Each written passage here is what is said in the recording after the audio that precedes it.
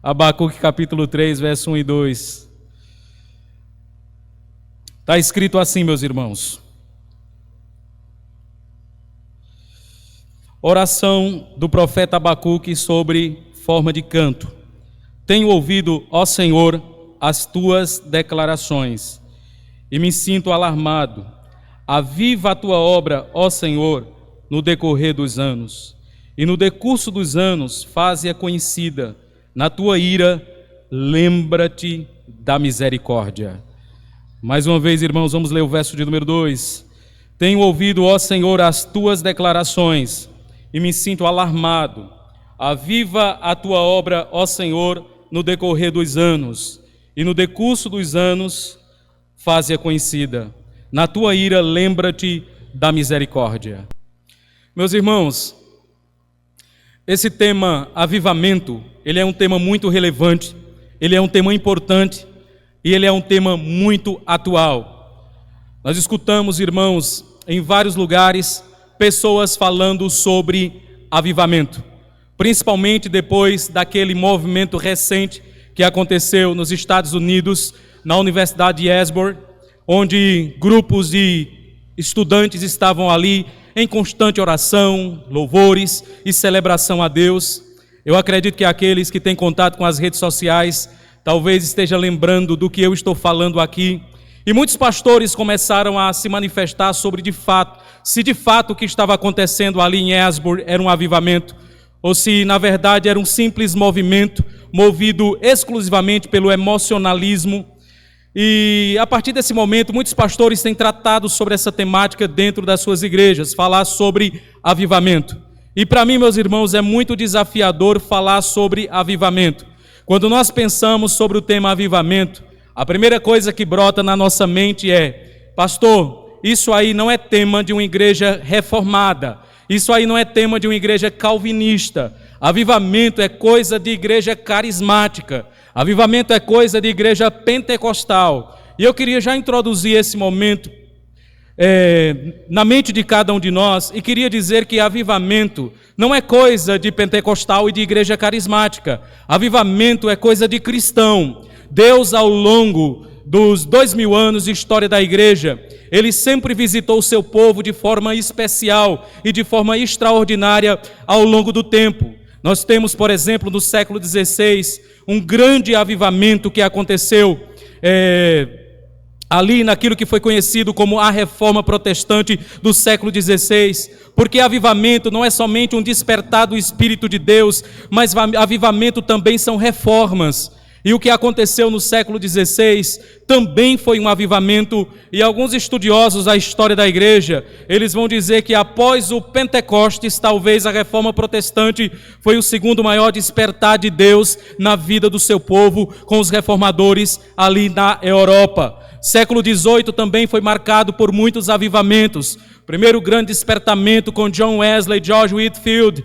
Nós também, quando pensamos sobre a história dos avivamentos e chegamos na América do Norte, nós temos um personagem que inclusive ele é congregacional, chamado Jonathan Edwards, e ele foi importante ali naquilo que é conhecido como o segundo grande despertamento na América. Meus irmãos, quando nós olhamos a história da igreja, nós percebemos as visitações sobrenaturais de Deus no meio do seu povo, levando o seu povo à contrição, ao arrependimento, ao serviço a Ele, ao amor pelo evangelismo, por missões, à busca por comunhão com o nosso Deus. Então os avivamentos, eles acabam trazendo resultados como esse. Mas uma questão importante que eu queria pensar com cada um de nós é a seguinte: o que é avivamento? Cada um tem dado a sua definição sobre o que de fato é avivamento. Eu já estive uma época da minha vida equivocado sobre o que era de fato avivamento.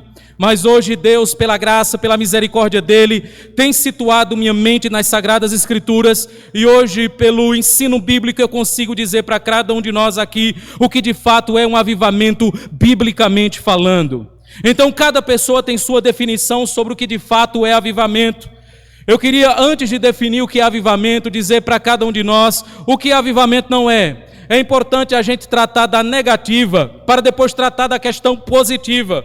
O que avivamento não é? Primeiro, avivamento não é algo programado e agendado pela igreja. Avivamento não é um programa da igreja. Avivamento não é algo que a igreja organiza. Até porque o avivamento é a visitação do Espírito de Deus no meio do seu povo. A Escritura compara o Espírito Santo ao vento em João capítulo 3 e diz que o vento sopra onde quer. O que isso significa? Que nós não temos como controlar o Espírito de Deus. Nós não temos como dizer que o Espírito vai operar em tal dia e em tal momento.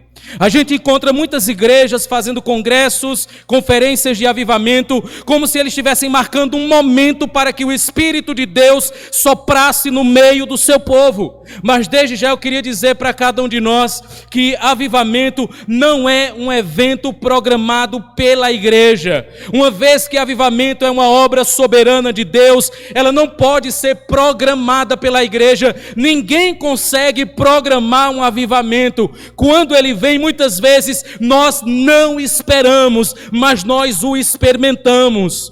Você pode até dizer: pastor, isso significa que nós não podemos buscar de alguma forma um avivamento? Claro que nós podemos buscar, claro que nós podemos nos preparar, mas nós não podemos programar um avivamento. Avivamento programado não é avivamento. Avivamento programado não passa de mero movimento humano movido pelo emocionalismo das pessoas. E não é sobre isso que eu queria falar nessa noite de hoje. E com isso eu não estou dizendo que quando o Espírito de Deus visita o seu povo de forma especial, ele não toca todo o nosso ser. Claro que sim. Nós somos formados por vontade, intelecto e emoção. E quando o Espírito de Deus toca a nossa vida, todas essas áreas, todas essas esferas, elas são afetadas por Deus. Mas outra coisa que avivamento não é uma campanha massiva de evangelização. Tem muitas igrejas que programam evangelização de massa. Isso é importante? Isso faz parte da vida da igreja, sim. Mas muitas pessoas confundem evangelismo de massa com avivamento. O avivamento pode levar pessoas a propagarem o evangelho de Cristo. Avivamento pode despertar a igreja para o evangelismo. Mas o evangelismo em si, ele não é o avivamento. E tem muitas pessoas confundindo avivamento com cruzadas evangelísticas. E isso também não é avivamento. Avivamento não é uma histeria coletiva, onde pessoas caem dentro da igreja, começam a rolar, saltar e pular com o pessoal como saci pererê. Isso também não é avivamento, meus irmãos. Eu lembro que eu passei mais ou menos uns 2 anos e meio da minha vida dentro de uma igreja carismática no início da minha fé, a qual eu agradeço a Deus, porque foi lá que eu iniciei os meus passos na caminhada cristã. Só que a igreja tinha uma visão muito distorcida sobre o que era avivamento. Avivamento para a igreja era um movimento emocional que acontecia no meio do culto. Chamava um pregador que gostava de falar alto e gritar igual eu. Colocava alguém para tocar o fundo musical de teclado e as pessoas começavam ali a entrar numa espécie de êxtase. E para eles aquilo ali era um avivamento. As pessoas não entendiam nada do que era pregado pelo pregador. As pessoas não entendiam a exposição da palavra de Deus. Mas todo mundo saía feliz do culto. Isso não pode ser avivamento, e a igreja continuava da mesma forma. Quando um avivamento acontece, resultados e efeitos disso é perceptível no meio do povo de Deus. Por isso, meus irmãos, avivamento não é uma histeria coletiva. Isso é muito importante para nós. Outra questão também, meus irmãos, avivamento não é um método que a igreja cria. E por que é importante falar sobre isso? Porque houve um pregador presbiteriano no século XVIII chamado Charles Finney. E Charles Finney é conhecido como um dos grandes avivalistas, e ele criou um método de avivamento. E ele disse: se a igreja fizer dessa forma, Deus vai visitá-la. Se a igreja agir dessa forma, o avivamento vai chegar. E ele criou aquilo que é chamado de método de avivamento. E eu já falei inicialmente para os irmãos que nós não temos como propagar o avivamento. Nós podemos buscar, podemos clamar, podemos pedir a Deus, podemos implorar ao Senhor por isso, mas nós não podemos programar o avivamento. Não é uma cruzada de avivamento, não é uma conferência de avivamento, não é um congresso de avivamento que vai fazer o avivamento acontecer. Mas talvez esses movimentos eles sejam importantes para despertar o nosso coração para esse tema tão relevante.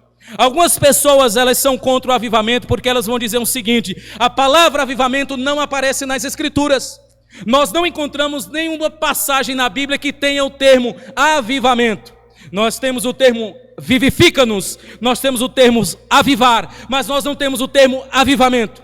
E por não encontrar o termo avivamento, as pessoas dizem que avivamento é coisa da criação da mente humana, que não tem nada a ver com a palavra de Deus.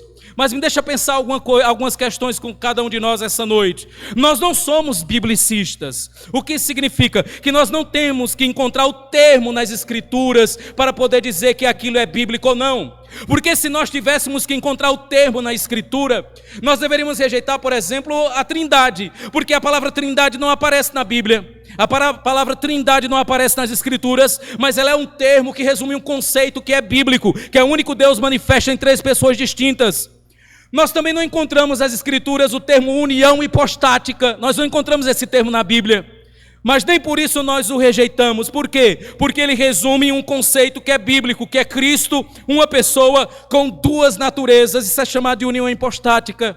Por isso, meus irmãos, que nós não podemos rejeitar a palavra avivamento, só por não encontrarmos essa palavra da forma em que temos aqui nas Sagradas Escrituras.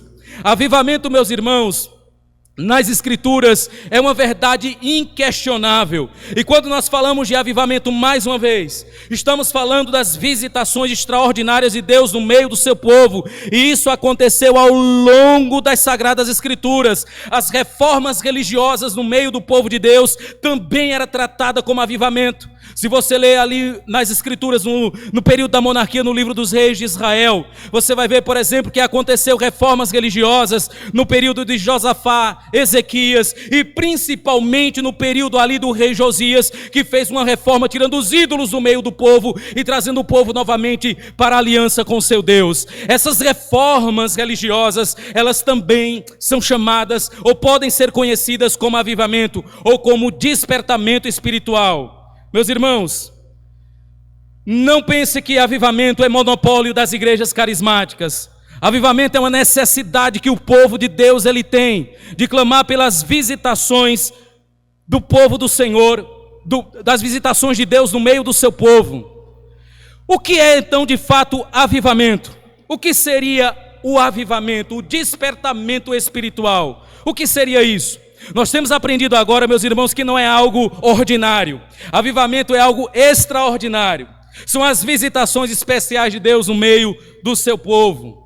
Se nós falamos de avivamento, meus irmãos, nós falamos de avivamento no meio da igreja justamente porque nós, como cristãos, como povo de Deus, nós precisamos de avivamento.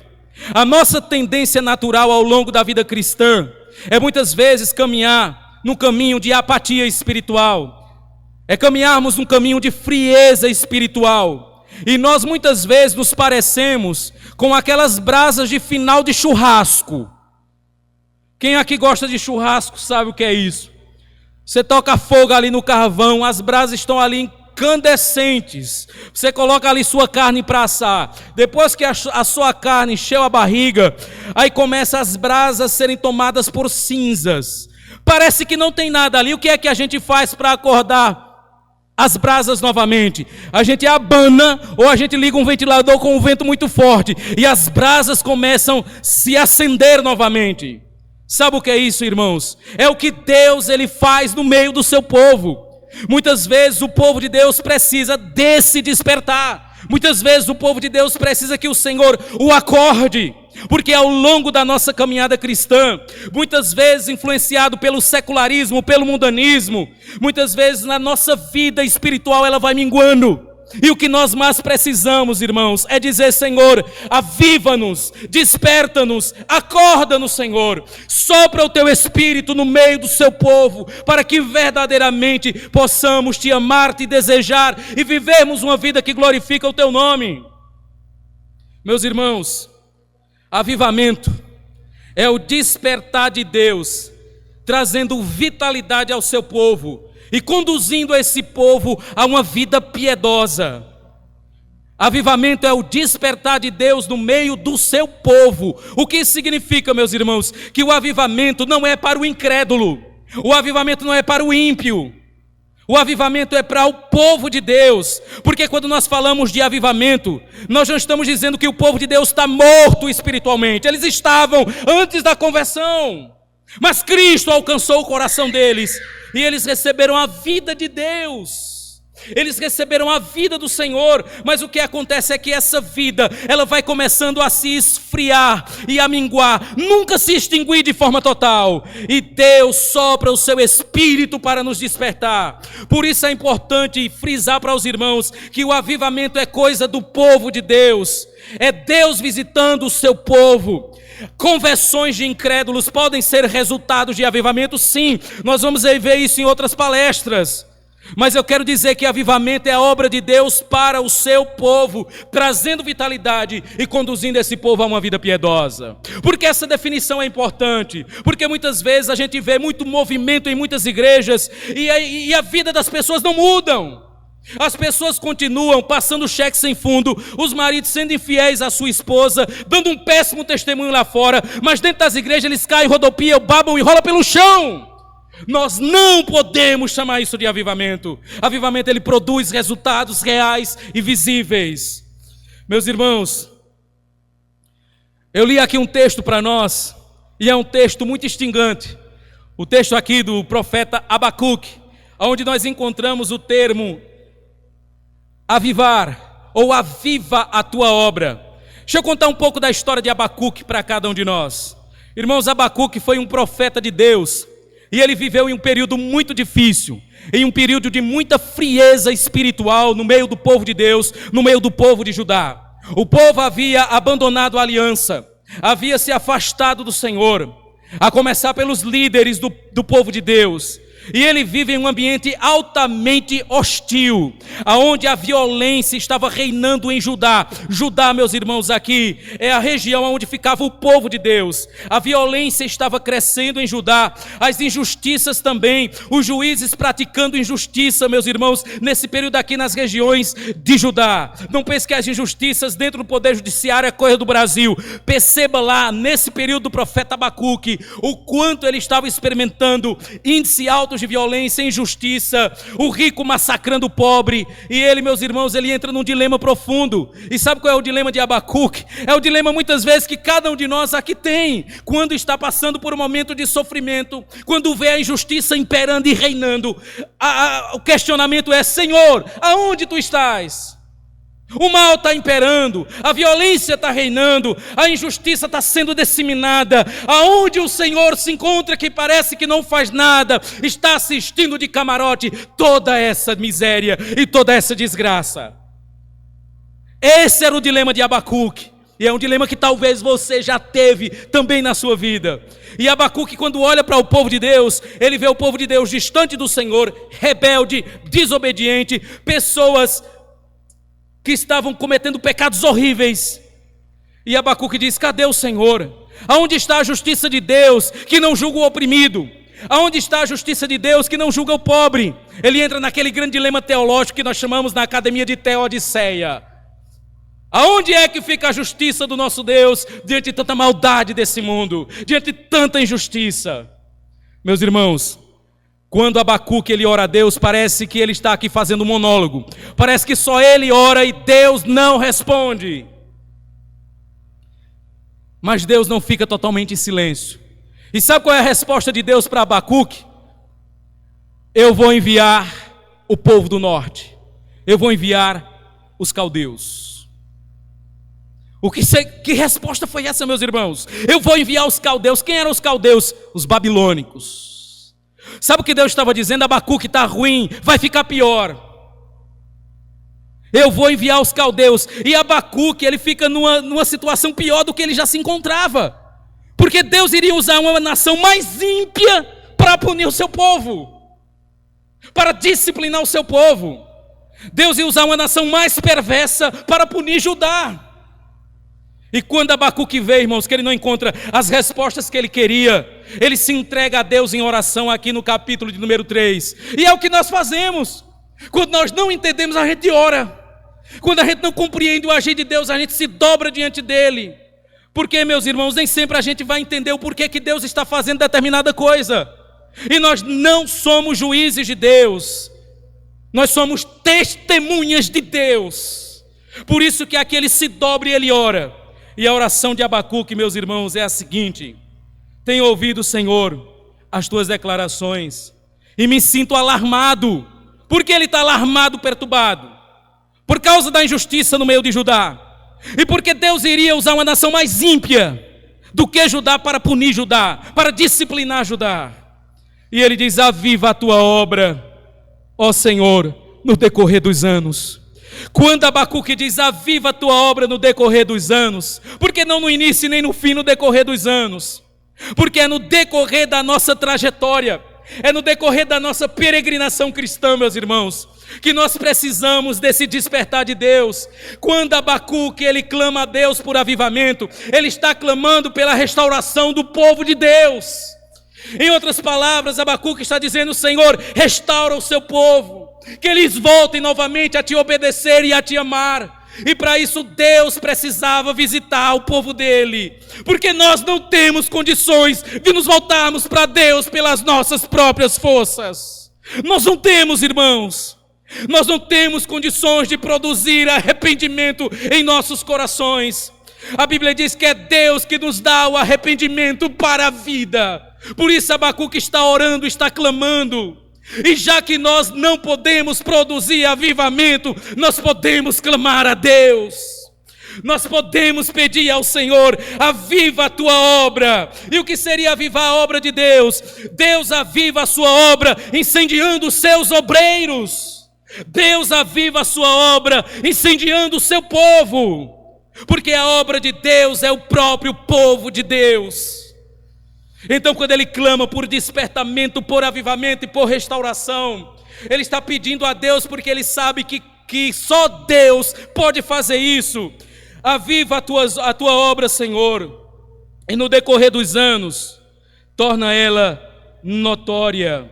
Aviva a tua obra no decorrer dos anos, no decurso dos anos, faz-a conhecida. Meus irmãos, Abacuque aqui está clamando por despertamento espiritual. Abacuque está clamando aqui por avivamento. E o que ele, no fundo, ele quer é ver o povo de Deus novamente fiel à aliança. Sabe o que ele quer ver aqui? É o povo de Deus novamente fiel ao Senhor, submisso à lei divina e verdadeiramente testemunhando da glória desse Deus. Mas que para isso acontecer, Deus precisava despertar o seu povo, soprar no seu povo. Por isso que ele diz: na tua ira, Senhor. Quando ele diz na tua ira, é porque ele sabia que o povo de Deus, Judá, estava debaixo da ira divina. Lembra-te da tua misericórdia. Irmãos, Abacuque aqui é um exímio servo de Deus e ele conhecia a aliança.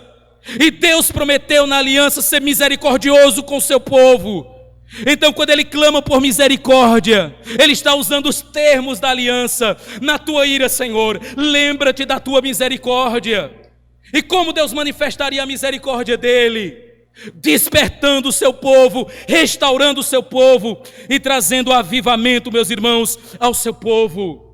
Irmãos, Jonathan Edwards, século de número 18, maior filósofo que talvez os Estados Unidos já produziu, quando ele exerceu o seu ministério na América, os Estados Unidos estavam vivendo um período de decadência moral e espiritual. O povo de Deus estava experimentando um momento de muita frieza espiritual. E Deus usou a vida de Jonathan Edwards como um instrumento da sua providência, através da pregação da palavra de Deus, para despertar o povo de Deus na América. A igreja que ele pastoreou, a igreja em Northampton, nos Estados Unidos, foi despertada por Deus por intermédio da palavra do Senhor. E ele foi usado como instrumento da providência divina. E aconteceu um grande despertamento espiritual na América. E esse despertamento espiritual na América não somente ficou no meio do povo de Deus, isso acabou também afetando a esfera social, porque quando o avivamento acontece, ele muda a vida do crente, e ao mudar a vida do crente, isso também causa impacto social. A América, meus irmãos, só não entrou em uma decadência pior por causa das visitações de Deus.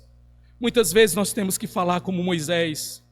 Lembra que quando o povo fez o bezerro de ouro e começou a adorar no deserto, aquela imagem de escultura, Deus disse: eu não irei mais com esse povo, e eu vou enviar um anjo para guiar esse povo até as terras de Canaã. Moisés disse: eu não sairei daqui se a tua presença não for conosco. Não darei nenhum passo se o Senhor não for conosco. Porque nós sabemos, irmãos, o quão é importante a presença de Deus no meio do seu povo. Deus está presente no meio de nós, nós cremos nisso. Mas quando nós falamos de avivamento, nós não estamos falando somente da presença de Deus em nosso meio, mas nós estamos falando do povo de Deus saboreando a presença dEle. Ó, provai e vede que o Senhor é bom. No avivamento, meus irmãos, nós degustamos o Senhor, nós o experimentamos.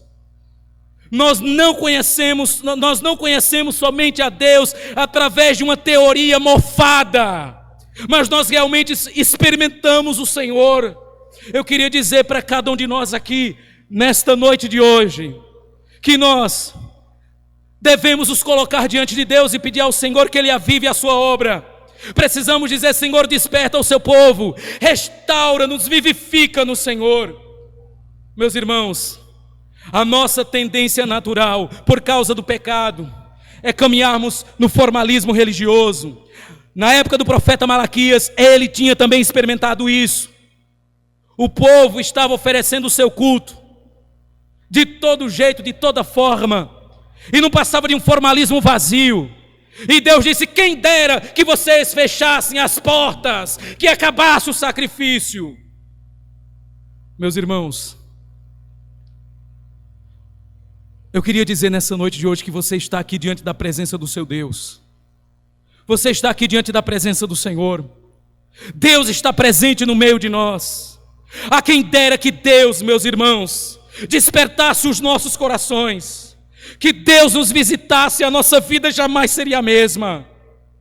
Quem dera que Deus, meus irmãos, por meio do seu Espírito, soprasse em nosso meio e despertasse os nossos corações, para que verdadeiramente nós possamos amá-lo. Meus irmãos, quando Deus se manifesta no meio do seu povo, é nítido.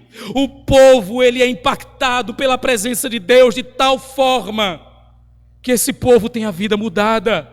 Esse povo tem a vida transformada. Nós precisamos, meus irmãos, de despertamento espiritual. Nós precisamos que Deus sopre as brasas que estão cheias de cinzas. Queria pensar algumas coisas com você nessa noite de hoje.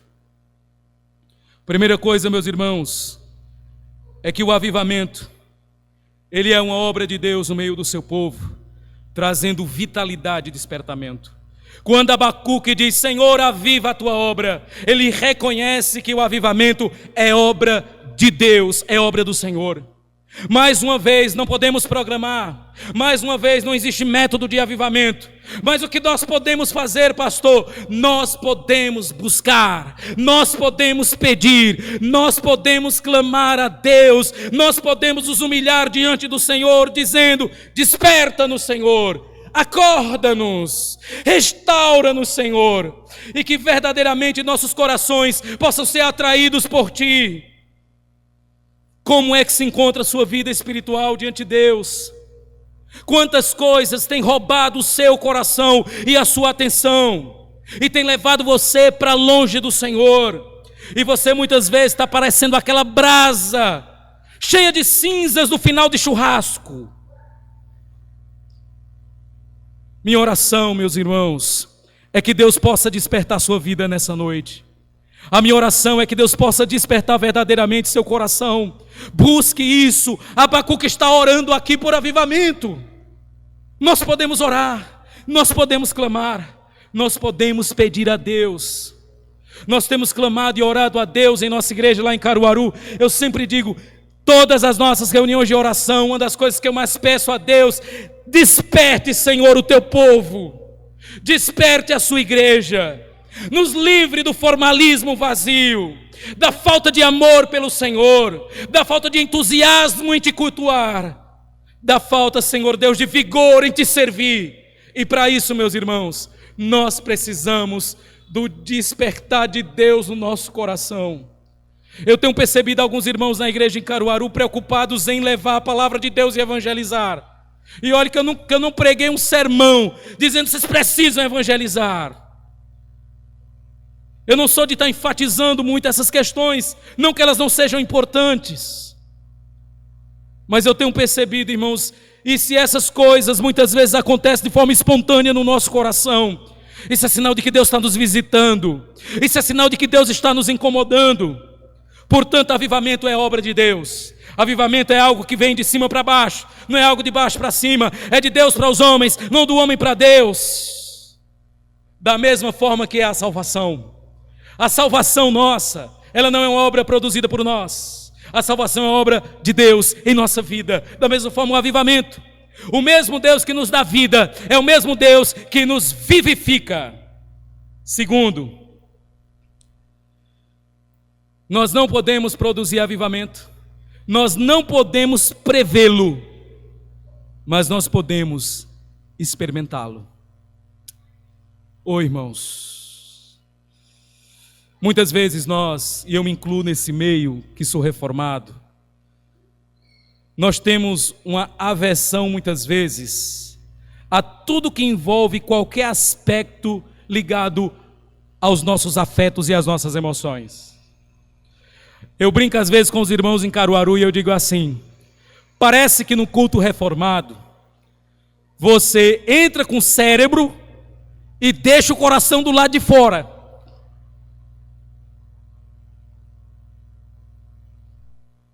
E muitas vezes é isso que acontece. Tem pessoas que acham que até derramar uma lágrima no culto é pecado.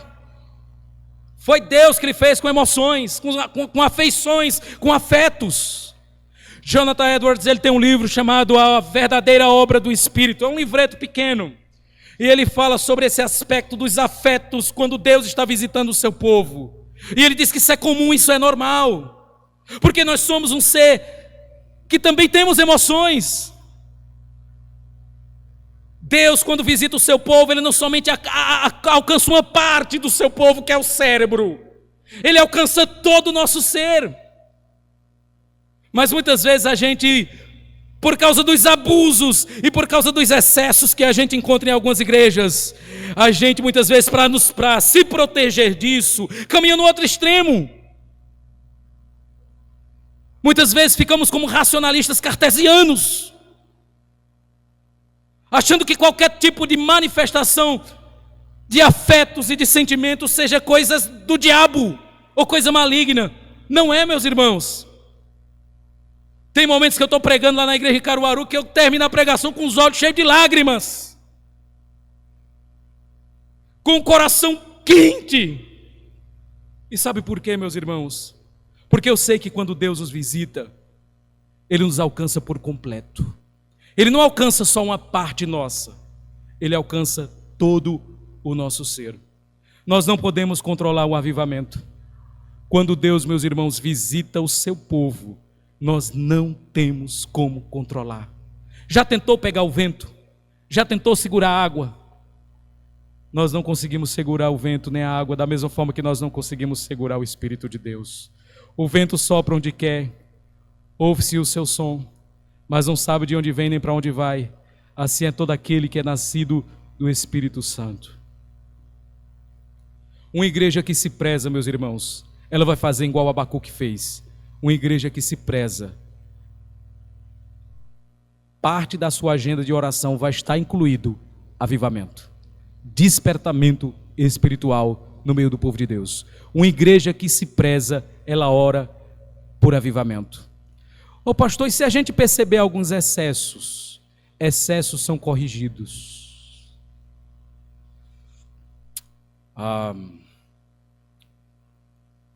Tem pessoas que fazem da oração um objeto de superstição, sim ou não? Claro que tem.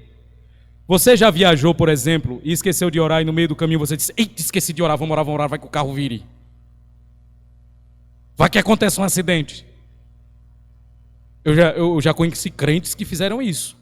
Eu não estou dizendo que nós não temos que orar quando vamos viajar, mas eles ficaram tão atordoados: eita, a gente esqueceu de orar, vamos orar, pelo amor de Deus, para o carro aí. É como se a oração fosse um elemento de superstição, pé de coelho. Por causa do abuso em torno da oração, nós vamos rejeitar a oração? Claro que não. Quem aqui ama a palavra de Deus? Levante a mão. Rapaz, tem gente que não ama. Você precisa de um despertamento hoje. Deixa eu falar uma coisa para você. Tem uma frase que diz que a Bíblia é a mãe das heresias. Você vai num salão do Reino Testemunho de Jeová, tem uma Bíblia. Adventismo sétimo dia, uma Bíblia. Mormonismo, uma Bíblia. Existe um mau uso da Bíblia? Mas por isso a gente vai desprezá-la? Claro que não. Então, se existem abusos cometidos em torno desse tema avivamento, isso não tem que nos levar ao extremo oposto de rejeitar totalmente. Não, meus irmãos. Os excessos a gente corrige através das Sagradas Escrituras. O que nós não podemos é rejeitar, meus irmãos, algo que é divino, algo que é de Deus. Tem alguns pastores que eu gosto muito, que acreditam que avivamento é coisa do passado e das Sagradas Escrituras. O último avivamento foi o Pentecostes e nada mais. Irmãos, nós precisamos crer que Deus visita o seu povo. A história está aí para contar para nós. Deus visitando o seu povo. E isso não aconteceu somente nos eventos citados aqui por mim para vocês. Já no século III a gente vê um despertar de Deus. Talvez você não enxergue isso como um avivamento, mas isso é um avivamento. Terceiro século da era cristã, a doutrina da divindade de Cristo estava sendo atacada. Quase toda a igreja tinha abraçado o arianismo. Sabe o que é arianismo? É o ensino que diz que Cristo não é o Deus Todo-Poderoso, mas é uma criatura. Quase toda a igreja tinha abraçado o arianismo. E houve um concílio chamado Concílio de Nicéia. E foi no Concílio de Nicéia que a ortodoxia foi estabelecida. Deus usou a vida de um homem chamado Atanásio, que produziu um credo importante na história da igreja. E sabe o que é interessante? Falaram o seguinte para Atanásio: Atanásio, todo mundo está contra você. Ele disse, então Atanásio está contra o mundo. Se o mundo está contra Atanásio, Atanásio está contra o mundo. E foi através da vida desse homem que Deus trouxe a igreja para os trilhos da ortodoxia. Irmãos, eu vejo isso como um avivamento de Deus. Veja ali o que aconteceu no período da pré-reforma com os morávios. Meus irmãos, ao longo da história cristã, nós vemos as visitações especiais de Deus. A quem dera que nós entendêssemos isso. Avivamento, meus irmãos, é Deus despertando o seu povo de forma extraordinária e especial, trazendo vitalidade, vigor espiritual, nos trazendo para Ele mesmo, para que possamos viver de fato uma vida piedosa. Uma igreja que se preza, ela ora e clama por avivamento.